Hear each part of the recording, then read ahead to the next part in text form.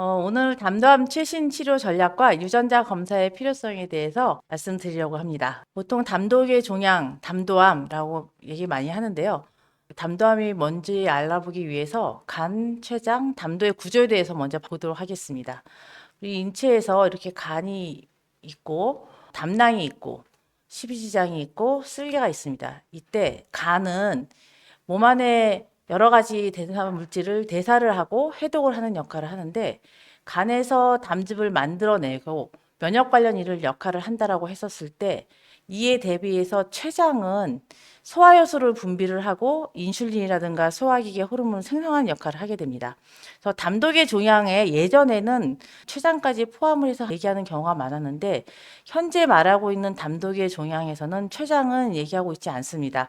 한 1980년대, 70년대 이렇게 종양에 대한 치료가 많이 발전하지 않았을 때는 이 일대 종양을 다 합해서 담독의 종양 하면은 담도, 췌장, 그다음에 십이지장까지 다 합해서 같은 방법으로 치료하는 경우가 많았는데, 이제는 각각의 장기별로 다 성격이 다르고 거기에 쓰는 약이 다르기 때문에 췌장암은 따로 췌장암으로 독립을 해서 치료를 하고 있고, 담독의 종양은 췌장암과 비슷하게 보이긴 하지만 실제 성격도 다르고 치료에 대한 반응도 다르기 때문에, 또 특히 최근에 2000년 이후에는 완전히 이제 분리가 돼서 담독의 종양과 췌장에 대한 치료는 서로 다르게 하고 있습니다. 또 여기서 말하는 담독에는 간에서 담즙을 만들어내면은 이 담즙을 운반하는 길, 그게 이제 담도가 되겠고요. 담도에서 쭉 내려가다가 담낭, 쓸개에다가 이 담즙을 저장을 합니다. 그랬다가 필요하면 다시 이 담낭에서 담도를 통해서 내려보내는데, 이 담즙이 쭉 내려가서 어디로 가냐면은 이제 십이지장으로 통해서 내려가는데, 이 담도하고 십이지장이 만나는 길이 바터 팽대부, 여기 좀 튀어나온 부분가 생깁니다. 여기가 바터 팽대부가 되겠고, 바터 팽대부에서 이제 십이지장을 통해서 나가서 이제 장으로 내려가게 됩니다. 이때 담독에는 간에서 담즙을 만들어서 내려가는 담도하고, 그다음에 담즙을 저장하는 쓸개, 그다음에 바터 팽대부, 여기까지를 담독이라고 합니다. 담즙은 액체로 된 거죠. 우리 그 이게 역류성 식도염이 있는 경우에 환자 이렇게 막 토하게 되면 그때 갈색으로 나오는 그 액체가 담즙이 상당히 많이 포함이 되어 있고, 간에서 생성이 되고 소화효소는 없지만 지방의 유화를 도와서 소화를 돕는 역할을 하는 게 담즙입니다. 담독의 종양은 담도, 담관, 담낭, 바터 팽대부가 다 포함이 되긴 하지만, 앞으로 말씀드린 담독의 종양의 치료에서 바터 팽대부는 제외가 됩니다. 과거에 췌장까지 포함해서 담독이라고 했었을 때, 지금은 이제 바터 팽대부가 담독에 포함은 되어 있지만, 역시 이 바터 팽대부는 십이지장하고 췌장하고 그 사이 경계이기 때문에 엄밀하게 담도하고는 조금 더 성질이 다르기 때문에 치료 방법이라든가 또 치료에 대한 반응, 그다음에 유전학적으로 조금 달라서 바터 팽대부는 따로 독립시켜서 치료 방법을 좀 다르게 하고 있습니다. 그래서 제가 이제 말씀드릴 내용은 바터 팽대부 빼고 담도, 담관과 담낭에 대한 치료법을 말씀을 드리도록 하겠습니다. 그래서 담독의 종양은 금방 앞에서 말씀드린 것처럼 넓은 범위인데요.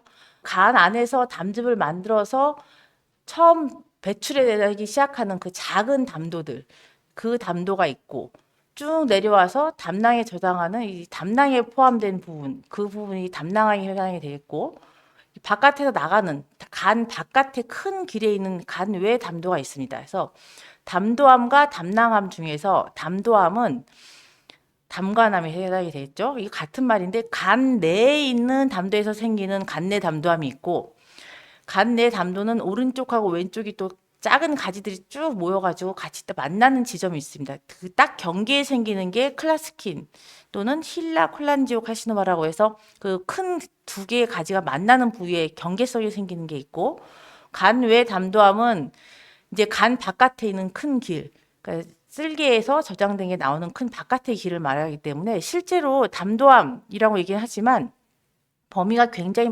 넓습니다. 다 간에서부터 십이지장까지 그 긴 길이기 때문에 지금 현재 담도암이라고 해서 같이 하고 있긴 하지만 간 내 담도암과 간 외 담도암이 또 나타나는 증상이 좀 다르고 유전자 변형도 좀 다릅니다. 흔히 나타나는 유전자 돌연변이도 달라서 간 내 담도암에서 흔히 나타나는 유전자형이 있고 간 외 담도암에서 흔히 나타나는 유전자형이 있고 실제 우리가 똑같은 약으로 지금 현재 치료하고 있긴 하지만 치료 반응도 조금씩 다르고 수술 방법도 조금 다르고 수술 후의 예후도 조금씩 다르게 나타나고 있긴 합니다. 어쨌든 같은 담도로 구성이 되고 있기 때문에 현재 치료는 같은 방법으로 하고 있습니다. 그래서 해부학적으로 담도 내 위치에 따라서 지금 이제 구별을 하기 때문에 간 내 담관암과 간 외 담관암을 했을 때 주로 우리나라에서는 간 내 담관암은 간의 큰 덩어리로 나타나기 때문에 이거에 간 세포암하고 혼동되는 경우가 많습니다. 이게 간 내 담관암인지 간 세포암인지 이거는 조직 검사를 통해서 알 수가 있고요. 간 외 담관암은 아까 말씀드린 것처럼 오른쪽 왼쪽 큰 담도가 만다는 그 딱 경계 부위에 있는 것하고 아예 간 바깥에 있는 담도암 이렇게 서로 나눠져 있는데 대체적으로 간 외 담도암이 전체에서는 간 내 담도암보다는 조금 더 많습니다. 우리나라에도 간 외 담도암의 환자가 좀 더 많아서 황달 증상으로 오는 많은 경우에는 이 간 외 담도암인 경우가 더 많습니다. 발생률을 보면은 사실 담도암은 흔한 종양은 아닙니다. 전체 소화기 암에서는 약 한 3%라고 얘기를 하고 있고요. 전 세계로 봤었을 때 담도암은 흔한 암은 아니어서 드문 암이라고 표현을 하고 있는데 전 세계 각 지역별로 차이가 있다 보니까 아시아에서 발생률이 좀 더 높습니다. 특히 이 전체 지도 보면은 우리나라를 포함한 일본, 중국 이쪽에서 많아서 어떻게 보면은 과거에 위암이 이 아시아 쪽이 많았던 것처럼 현재 담도암은 외국보다는 우리나라에 좀 더 많아서 담도암에 대한 치료 성적이라든가 담도암에 대한 여러 가지 치료법 개발 또 그 약제를 많이 쓰는 게 유럽이나 미국보다는 우리나라에서 좀 더 그 발달되어 있다고 할 수가 있겠고요. 과거에는 태국이라든가 지금 동남아시아 쪽 같은 경우가 이 담도암이 간 흡충, 그 기생충이 원인으로 예상을 하고 있는데 우리나라도 옛날에는 낙동강 하구 쪽에 그 미물고기 그 민물고기에서 발생한 그런 간 흡충증 때문에 담도암이 많이 생긴다고 알려져 있었습니다. 지금은 우리나라에서의 담도암 원인이 기생충으로 보는 경우 좀 드뭅니다. 한 3, 40년 전쯤만 하더라도 이런 기생충 때문에 우리나라의 담도암이 흔하다고 했지만 지금은 이제 위생 상태가 굉장히 발전이 돼서 우리나라도 기생충 때문에 담도암이 흔하다라고 하는 경우 좀 드뭅니다. 미국의 경우에는 환자가 이제 점점 늘어나고 있는데 이거는 미국 내에 정말 미국인이 많다기보다는 이 이주민들이 많아지면서 또 아시아만큼 담도암이 또 많이 생기는 경우가 지중해 지역, 유럽 지역에서 담도암이 좀 많이 발생하고 있는데 그쪽에서 온 이주민들의 후손들에서 담도암이 좀 발생하고 있는 경우가 많습니다. 특이하게 이 담도암은 고령 환자가 좀 더 많습니다. 63%가 65세 이상이고 우리나라의 통계에서도 보면은 4, 50대 암이 잘 생기는 그 연령대에서 생기는 경우보다는 65세 이상 실제로 많은 환자분들이 70대인 경우가 굉장히 흔합니다. 그 위험 인자, 즉 원인이라고 하는 거는 대부분의 고형암이 사실 원인이 없이 발생하는 경우가 많죠. 근데 잘 걸리는 위험 인자는 있을 수가 있는데 아까 말씀드린 것처럼 기생충 감염이 사실 굉장히 많았었습니다. 옛날에는 우리나라도 이 간 흡충증, 기생충 때문에 날 음식이라든가 덜 익힌 음식, 민물고기 회로 먹었을 때 거기서 발생되는 기생충으로 인해서 생기는 경우가 많았는데 말씀드린 것처럼 우리나라는 더 이상 위생 문제가 이제 옛날 같진 않아서 기생충 감염으로 인해서 담담이 오는 경우는 드물고요. 지금은 이제 동남아시아 일부 국가에서는 현재도 기생충 감염이 큰 원인이 되고 있습니다. 우리나라는 그보다는 간 담도 질환, 아시아권 국가에서는 B형 간염, 그다음에 아까 지중해 유럽 국가에서는 C형 간염인 경우가 많은데 이 간염 바이러스 때문에 오는 경우가 있고 이 간염 바이러스가 오래되다 보면 만성 간 질환과 간 경변이 생기는 경우가 있는데 이런 간 경변들이 간 내 담도암이 잘 생기는 경우가 있습니다.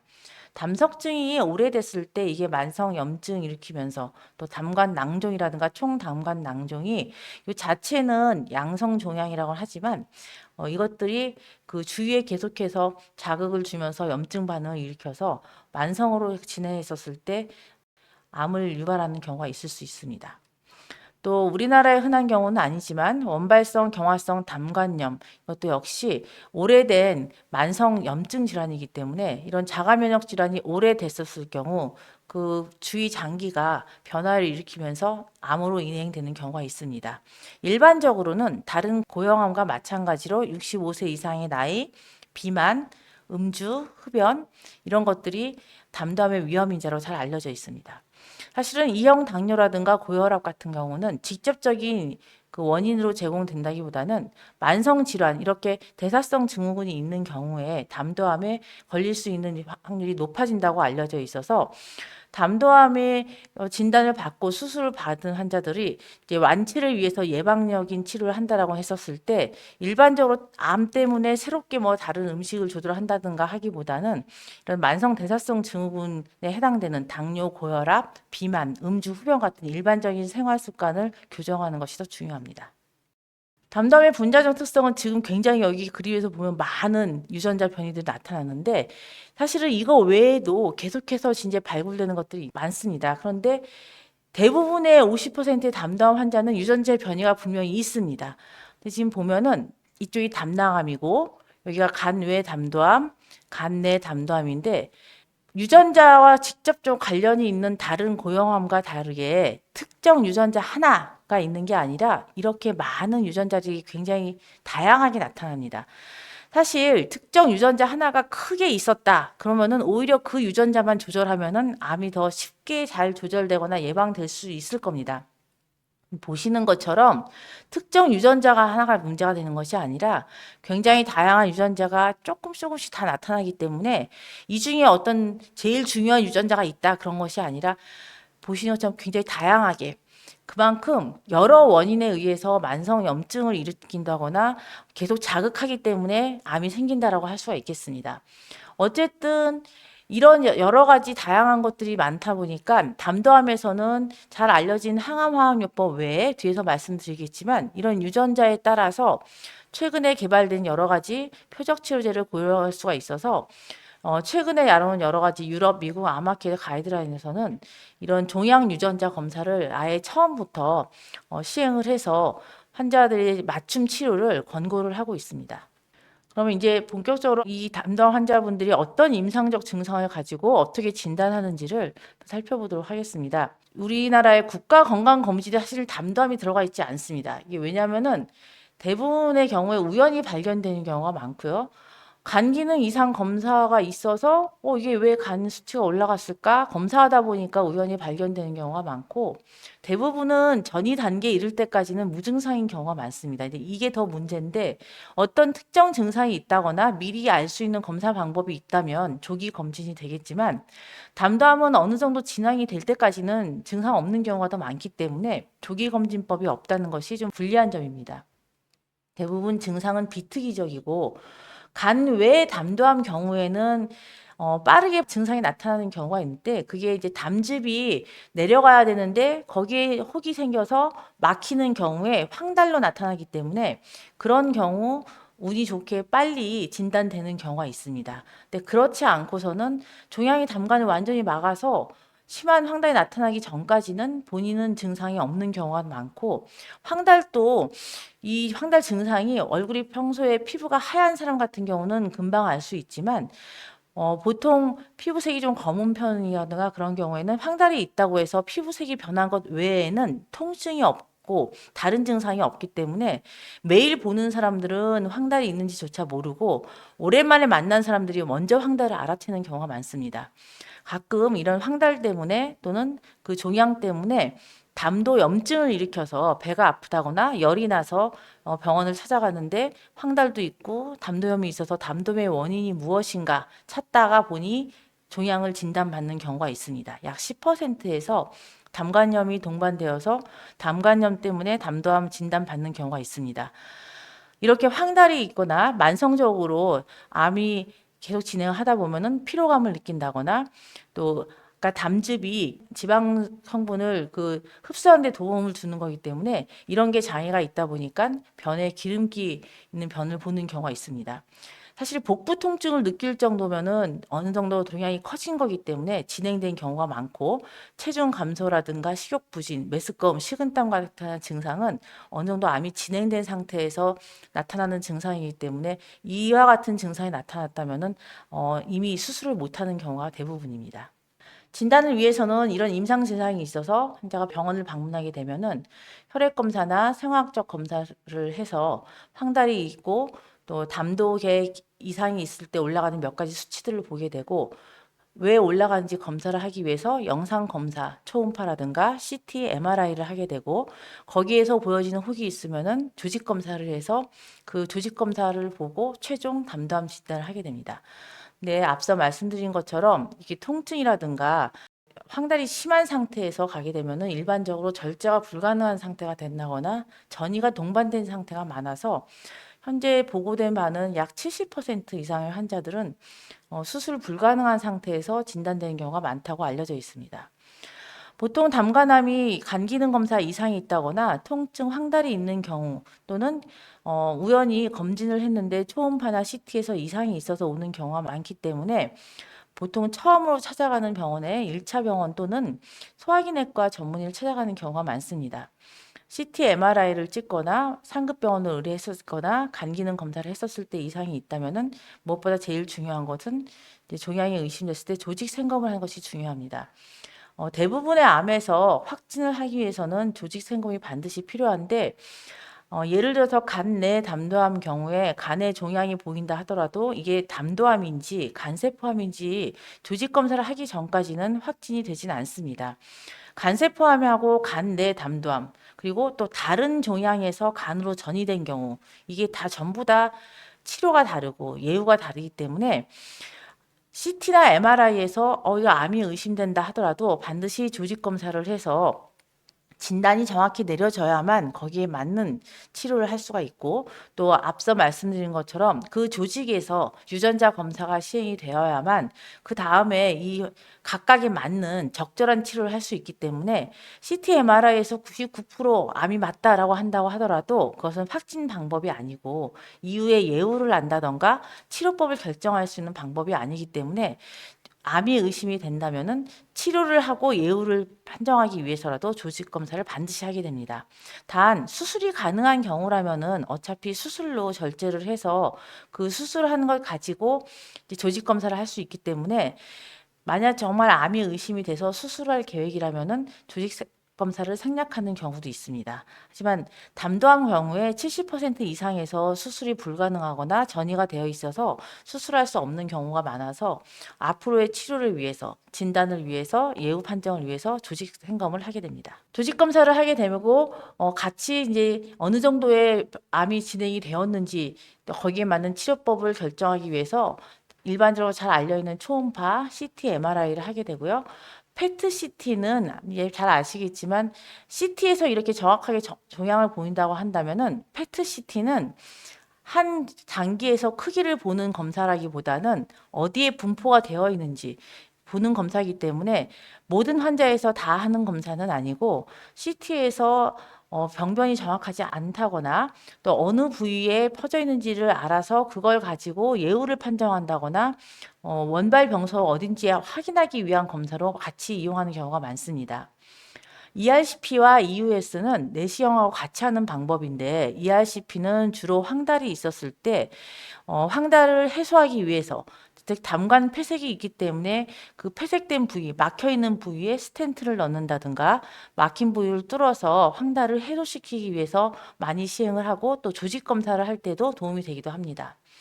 EUS는 내시경하고 초음파 검사를 합해서 이렇게 내시경을 통해서 그 부위의 초음파를 직접 보는 방법으로, 역시 CT처럼 전체를 보는 방법이라기보다는 조직 검사를 할 때 매우 유용하게 사용이 되고 있습니다.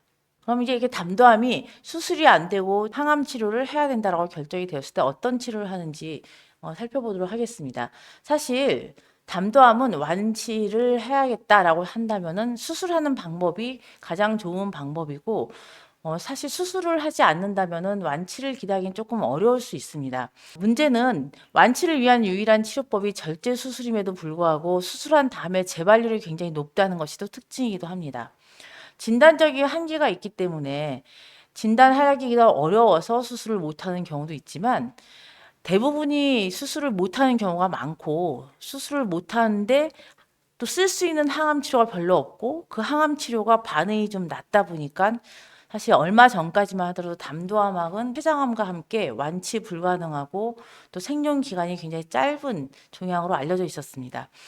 또 하필 담도암이 앞서 말씀드린 것처럼 우리나라나 아시아 쪽에 많고 미국이나 이제 유럽에 많지 않다 보니까 항암제를 개발하는 그 국가 입장에서도 사실 관심 밖에 있는 종양이었기 때문에 췌장암하고 굉장히 비슷하다고 얘기를 했는데 췌장암에 대해서는 많은 약들이 개발된 거에 비해서 담도암에 대해서는 관심사가 굉장히 많이 떨어졌었습니다. 사실 2000년대 초반까지만 하더라도 담도암에 대해서 특별히 치료법이 개발된 게 없다 보니까 수술을 못했다, 항암 치료를 해야 된다 그러면은 담도암에 대한 항암제를 쓰는 게 아니라 췌장암에 먼저 써본 항암제를 담도암에 한번 시도를 해본다. 이런 정도의 개념밖에 없었습니다.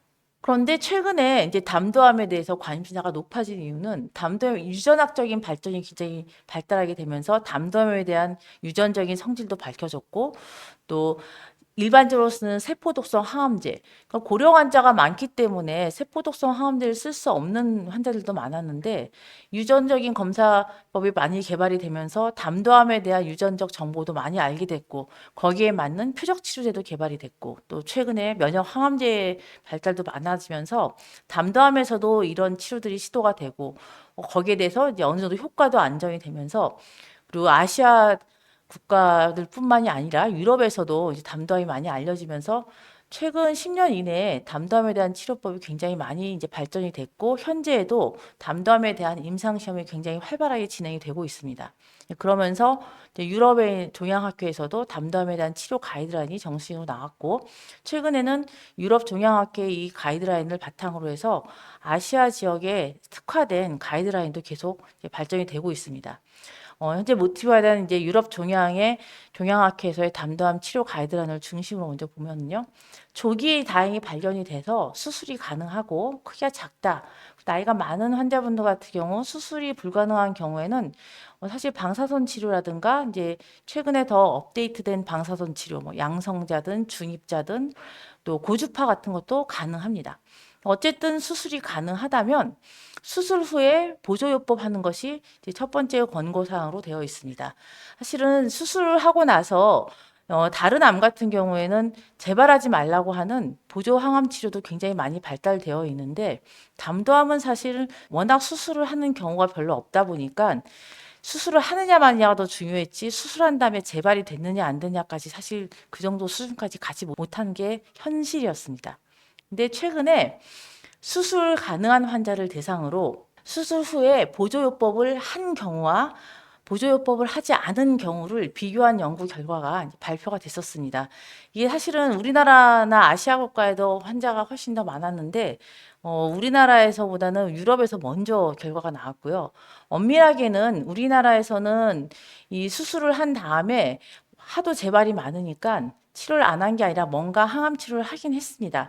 근데 이제 주로 주사 항암제를 했고 고령 환자가 많다 보니까 고령 환자에서는 항암 치료 할 수 없어서 어쩔 수 없이 치료 못하고 그냥 경과 보는 환자가 많았는데 유럽 지역에서 치료를 안 하고 보는 경우하고 먹는 항암제를 썼던 환자하고 비교하는 연구를 해보니까 생존 기간이 수술하고 나서 먹는 항암제를 썼던 사람들이 훨씬 더 그냥 지켜보는 사람들보다 훨씬 더 길었다는 게 이제 확인이 되었고 재발한 생존율도 비교해 보니까 먹는 항암제는 아무래도 주사 항암제보다는 부작용은 훨씬 적죠. 그렇게 먹는 항암제라도 했던 사람들이 아무것도 안 하고 지켜보는 사람보다는 훨씬 더 생존율도 더 좋았다는 결과가 이제 공식 발표가 됐습니다. 2019년에 이 결과가 나온 다음에 공식으로 이제 수술 후에 재발 위험이 높은 그 담도암 환자들한테는 먹는 항암제를 쓴 게 좋겠다라고 발표가 됐고 이게 공식 표준 치료로 인정이 됐고 우리나라에서도 이 먹는 항암제가 현재 보험 구조화돼서 인정이 되고 있습니다. 그런데 대부분은 수술 불가하다고 했기 때문에 그럼 수술을 못하는 사람들은 어떻게 되느냐? 사실 담도암 환자에서 수술 못하는 경우에 쓰는 항암제도 맨 처음에 쓴 거는 췌장암에서 썼던 젬시타빈 시스플라틴이라는 항암제를 썼었습니다. 이게 표준 치료였는데 최근에 면역 항암제에 여러 가지 종류가 나오면서 같이 이제 써서 비교를 했던 연구의 결과들이 발표가 됐었습니다. 그래서 첫 번째로는 젬시타빈 시스플라틴이 이제 처음 나온 거는 말씀드린 것처럼 췌장암에서 먼저 써보고 나서 성질이 비슷한 그 담도암에서도 한번 비교 연구를 해보자. 젬시타빈 항암제가 머리도 안 빠지고 구역부터 별로 없기 때문에 고령 환자에서도 많이 쓰는 약이었습니다. 근데 그렇게 하나 쓰는 것보다는 두 개의 약 쓰는 게 훨씬 더 효과가 좋지 않을까 해서 비교한 연구가 2010년도에 결과가 발표가 돼서 비교해 보니까 우리 아무것도 안 하고 지켜봤을 때 한 6개월 전으로 예측을 했었을 때 젬시타빈 단독으로 치료하면은 8.1개월, 두 개로 했더니 11.7개월. 이거는 평균인 거죠. 그러니까 메디안이 중앙값이기 때문에 사실 반응이 좋은 분은 훨씬 더 오래 잘 유지가 되기도 합니다. 딱 요것만 산다는 건 아니라는 거. 근데 대부분의 많은 환자들이 이 정도의 생존 기간을 가지더라. 그게 보여져서 2010년에 젬시타빈 시스플라틴이 이제 담도암의 표준 치료로 인정을 받았고요. 여기에 임핀지라는 면역 항암제를 같이 해보니까 젬시타빈 시스플라틴만 썼을 때보다 젬시타빈 시스플라틴에다가 이 임핀지라는 면역 항암제를 썼더니 처음엔 비슷한 것처럼 보였는데 시간을 끌고 쭉 보니까 결국은 나중에는 면역 항암제를 같이 썼던 분이 훨씬 더 오래 잘 유지가 되더라는 게 이제 확인이 됐습니다. 생존 기간이 12.8개월 대 11.5개월, 얼마 차이 안 나는 거 같네? 라고 보이지만 실제로 시간이 가면 갈수록 면역 항암제를 같이 썼던 분, 즉 반응을 보인 분은 오래오래 잘 유지된다는 걸 알 수 있는데 이거는 실제로 암세포를 죽이는 거는 면역 항암제보다는 항암제 역할이 더 큽니다. 그런데 면역 항암제를 같이 쓰게 되면 이 항암제의 역할을 도와줄 뿐만 아니라 종양 주위에서 항암제의 종양의 주위 환경을 좀 바꿔주기 때문에 혹시 이 항암제에서의 효과가 다해서 내성이 생겼다 하더라도 환자의 상태라든가 종양의 성질을 좀 변화시켜주면서 그 이후에 여러 가지 치료에서의 그 종양의 성질을 좀 변화시켜준 효과가 있지 않을까라고 지금 이제 가설을 세우고 있고요. 그런 의미에서 단독으로 항암제만 한 경우보다는 확실히 면역 항암제를 같이 해줬을 때 환자들이 더 오랫동안 생존해주는 효과를 볼 수가 있어서 단시간 동안 봤을 때보다는 더 오랜 기간 동안 보면은 같이 면역 항암제를 써주는 것이 더 효과가 좋다라는 것을 알 수가 있습니다. 이거는 담도암뿐만 아니라 다른 종양에서도 마찬가지 효과를 보여줄 수가 있고 실제로 이 연구는 우리나라 연구자가 제안을 해서 시작된 연구였고 많은 환자들이 우리나라 환자들도 구성이 되어 있습니다. 이 연구에 참여했던 환자분들 중에서는 이 생존 기간이 아니라 실제 더 오랫동안 유지되는 환자가 있고 5년 이상 이제 완치 판정을 받은 환자들도 드물지만 있었습니다. 유사한 연구로 같은 구성으로 젬시타빈 시스플라틴 항암제의 또 다른 면역 항암제인 키트루다 연구를 같은 디자인으로 있는데 여기서도 마찬가지로 젬시타빈 시스플라틴 항암제에 이 면역 항암제를 같이 썼던 그 치료군이 그냥 항암제만 한 군보다는 확실히 오랫동안 유지를 했었을 때 잘 유지한다는 걸 보여주었습니다. 그래서 현재 우리나라에서도 젬시타빈 시스플라틴 단독으로 쓰는 것보다는 여기에 면역 항암제를 같이 쓰는 게 효과가 좋다라는 게 잘 알려져 있는데 아직까지는 이 면역 항암제가 보험 급여가 되고 있지 않기 때문에 이제 고가라는 것이 좀 단점이고요. 현재 학회에서 이제 계속 심평원과 건강보험급여공단에 건의하고 심사해서 곧 조만간 이 면역 항암제도 담당하면서 이제 보험 급여를 되지 않을까 지금 계속 진행 중에 있습니다.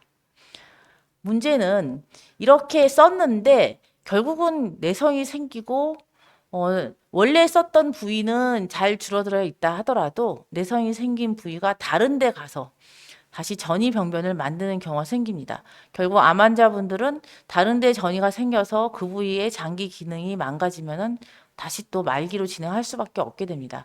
그랬을 때 현재 아직 인정되고 있는 표준 치료는 아니라 하더라도 다른 항암제를 쓸 수 있는 방법이 있습니다만 이 요법이 아직은 쓸 수는 있지만 표준 치료라고 완전히 인정받지 못한 이유는 대규모의 삼상 연구가 진행된 것이 아니고 또 그 효과가 아직까지 표준 치료로 인정받기엔 조금 미미하기 때문에 그렇습니다.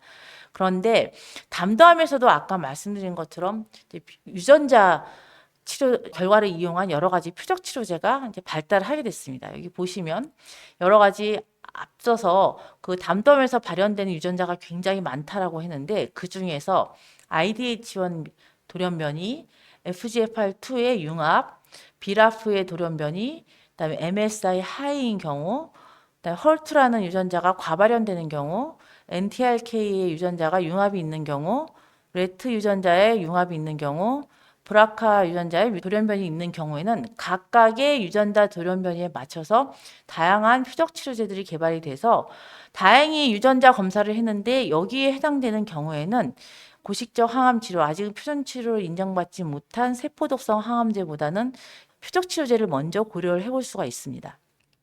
그런데 이 유전자를 알려면 이 유전자 검사 결과가 반드시 있어야 되기 때문에 현재는 1차 이제 수술을 못한다라고 했었을 때 알려져 있는 젬시타빈 시스플라틴 면역 항암제 치료하면서 동시에 종양에 있는 유전자 변이 확인을 위한 NGS 검사를 해야만 나중에 우리가 이 치료에 내성이 생겼거나 했었을 때 이 종양 유전자를 미리 알고 바로 이 표적 치료제를 선택을 할 수가 있겠습니다. 사실 폴폭스 요법 아까 세포독성 항암제가 2차 이상 고식적 요법에서 아직은 표준 치료가 아니라고 했는데 삼상 연구가 있긴 있습니다. 그런데 지금 보시는 것처럼 이 삼상 연구는 구성 자체가 비교하는 연구가 그냥 특별히 치료하지 않은 경우였기 때문에 이것만 가지고 이 치료가 아직 표준 치료다라고 하기는 어렵고 생존 기간도 6개월 대 5.3개월이기 때문에 생존 기간을 아주 좋게 많이 개선시켰다고 하기는 어렵습니다. 그래서 대신 그런 유전자가 없는 환자에서 환자 상태가 아주 좋다면 시도해 볼 수 있는 치료로만 지금 권고되고 있는 상태입니다. 그래서 말씀드린 것처럼 담도암에서도 정밀의학을 적용을 해야 할 수밖에 없는데 표적 치료제로 유전적 변이를 기반으로 한 정밀의학을 이제는 담도암에서도 해야 되기 때문에 현재 표적 치료제가 개발된 여러 가지 약들에 대한 유전자 2020년도에 이만큼 있었는데 2022년도에는 더 많은 유전자에 대해서 표적 치료제가 개발이 되고 있습니다. 과거에 2020년 이전에 담도암에서는 사실 정밀의학을 적용할 생각도 못했고 유전자 검사는 연구 목적으로만 시행을 했었는데 짧은 기간 내에 이렇게 더 많은 표적 치료제가 지금 개발이 됐고 지금도 계속해서 새로운 표적 치료제들이 개발이 되고 있는 상태이기 때문에 또 유전자 검사에 대한 거, 신약에 대한 개발 속도는 점점 빨라지고 있기 때문에 담도암이 예전에 흔하지 않은 암 그리고 관심 없는 암이었다고 한다면은 이제는 암종별로 치료를 개발하는 것이 아니라 유전적 변이를 기반으로 한 정밀의학으로 모든 신약이 적용되고 있어서 담도암도 흔하지 않은 암이니까 치료약이 없다가 아니라 이런 유전자 검사를 통해서 빠르게 신약을 적용할 수 있는 대상암이 되었습니다. 그런 유전자 검사가 바로 이런 NGS인데 개인 맞춤 치료에 도움을 주는 암 유전자 분석 기법입니다. 2000년 초반에는 종양 하나 갖다가 유전자 검사 하나 이렇게 하나하나 했는데 이 NGS 방법은 대량의 유전체 염기 서열을 가지고 동시에 많은 유전자 변이를 확인할 수 있는 게 장점이죠. 아직은 단점은 이 검사 결과가 나오는 게 빠르게 나오는 게 아니라 아직까지는 한 4주에서 6주 정도 소요가 되다 보니까 지금 막 치료를 들어가려고 할 때 검사를 시작하게 되면 최소 한 달 이상은 기다려야 한다는 겁니다. 그렇기 때문에 아까 유럽 종양학에서 권고한 것처럼 첫 번째 표준 치료를 할 때 이 조직에서 미리 NGS 검사를 시행을 해놓고 나중에 필요할 때 그 유전자 정보를 빨리 확인을 해야만 적절한 때 바로 그 다음 치료를 진행을 할 수가 있습니다. 그래서 지금은 암종별로 어떤 건 MGS를 하고 어떤 걸 안 하는 게 아니라 1차 치료를 시작할 때 유전자 정보를 빨리 확인을 해놔야 그 다음 치료를 진행할 수 있기 때문에 수술을 못하는 절제 불가능한 암 또는 전이 재발된 경우에는 가능하면 본인 종양의 유전자 정보를 확인하는 것이 중요해서 담도암도 예외가 아니고 또 담도암에서 쓸 수 있는 몇 가지 표적 치료제가 있기 때문에 NGS 검사를 권고를 하고 있습니다. 보험급여 기준이 이제 우리나라 조금 불리해서 개정 후에 재발성 고령암에서는 본인 부담률이 80% 되고 있어서 아직 이제 비용 문제가 있어서 이것도 앞으로는 우리가 좀 해결해야 될 문제일 것 같습니다. 담도암에서 치료 가능한 유전자 변이 현재는 IDH1 뮤테이션의 팁소보가 있고요. FGFR2 퓨전의 페마자일에 NTRK 퓨전의 비트락비 로즈리트렉이 있고 MSI 하이의 키트루다. 그다음에 헐트 익스프레션의 퍼제타우셉틴, 비라프 뮤테이션, 라피나 맥큐셀인데 이 중에서 대부분은 아직은 우리나라에서 보험 급여되고 있지는 않은데 NTLK 퓨전에서 비트락비가 현재 보험 급여가 되고 있고요. FGFR2 융합이 있는 경우에 페마자이레가 최근에 우리나라에서 급여 인정이 되었습니다. 페마자일에는 이제 FGFR2 융합이나 재배열이 있는 경우에 존재하는 국소 진행성 전이성 담도암에서 표준 치료 실패한 다음에 보험 급여 적용이 되고 올해 5월 1일자부터 급여 적용이 되고 있는 상태입니다. 말씀드린 대로 표적 치료제고요. 여러 가지 단일 연구를 통해서 이 유전자의 변이가 있는 대상자에서는 이 먹는 약을 썼었을 때 전체 치료 반응률이 약 37%, 완전 관해를 이룬 분도 있습니다. 줄어들진 않는다 하더라도 병이 커지지 않고 잘 유지되는 게 82.4%까지 되기 때문에 유전자가 아주 흔히 나타나는 유전자는 아니지만 유전자 발현 있는 분들한테는 굉장히 큰 도움이 될 수 있는 약입니다. IDH 변도 굉장히 드물지만 역시 이 변이가 있는 분들한테는 이 약이 쓸 수 있는데 아직은 보험이 완전히 되지는 않아서 이제 약값 전에 본인 부담으로 이제 허가를 받은 약이고요. 새롭게 급여 적용되는 담담 치료들이 점점 늘어나고 있습니다. 그래서 이제 페마자이레가 5월 1일부터 보험급여 적용이 돼 있고 그 외에 나머지 표적 치료제도 지금 현재 계속해서 보험급여를 받게 하기 위해서 이제 학회와 심평원이 계속 이제 진행 중에 있는 상태입니다. 그래서 담도암은 전 세계적으로도 워낙에 희귀암으로 분류할 정도로 낮은 발생률을 보였지만 사실은 한국을 포함한 아시아에서는 굉장히 상대적으로 발병률이 높습니다.